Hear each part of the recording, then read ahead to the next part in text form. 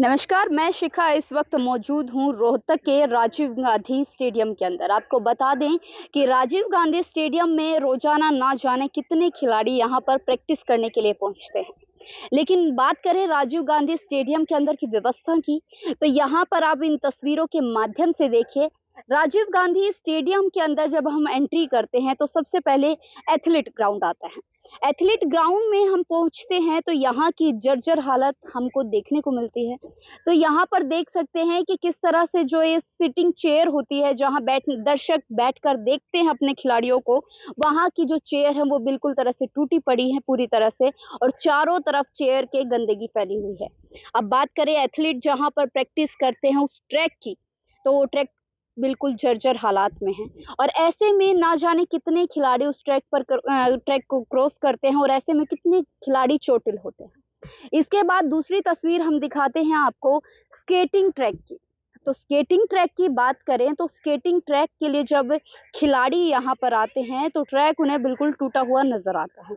ऐसे में स्केटिंग खिलाड़ियों को समतल सरफेस चाहिए होता है, लेकिन यहाँ के राजीव गांधी स्टेडियम के अंदर के ट्रैक की बात करें तो ये ट्रैक पूरी तरह से जर्जर हालात में है, और ऐसे में स्केटिंग करते हुए बहुत सारे खिलाड़ी चोटिल भी हुए हैं, हादसे का शिकार भी हुए हैं। और यहीं पर आपको बता दें कि रोजाना बहुत सारे खिलाड़ी अपने स्केटिंग की प्रैक्टिस के लिए यहाँ पर पहुंचते हैं।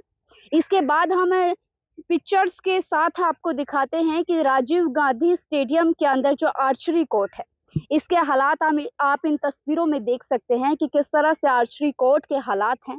यहाँ पर पूरा जो ग्राउंड है वो घास उगी हुई है, कोई सफाई की व्यवस्था नहीं है।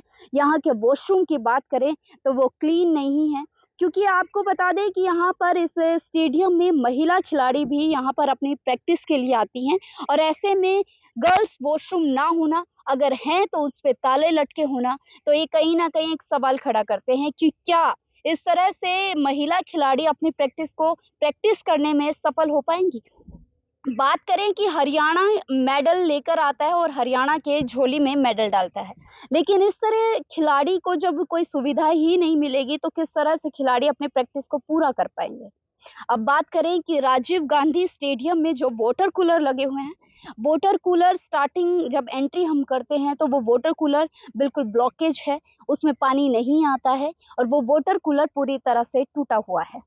अगर खिलाड़ी को प्यास भी लगती है तो वो यहाँ पर पानी की पूरी तरह व्यवस्था नहीं दी गई है। और यहाँ के जो बिजली पैनल को हम देखते हैं तो बिजली पैनल मेन एंट्री से स्टार्ट होते हैं, तो बिजली पैनल आपको फुटपाथ पर लगे मिलेंगे, लेकिन उनके जो पैनल है वो बिल्कुल तरह से टूटे मिलेंगे, खुले मिलेंगे, और जो तार हैं वो बाहर की तरफ लटकती हुई नजर आएंगी।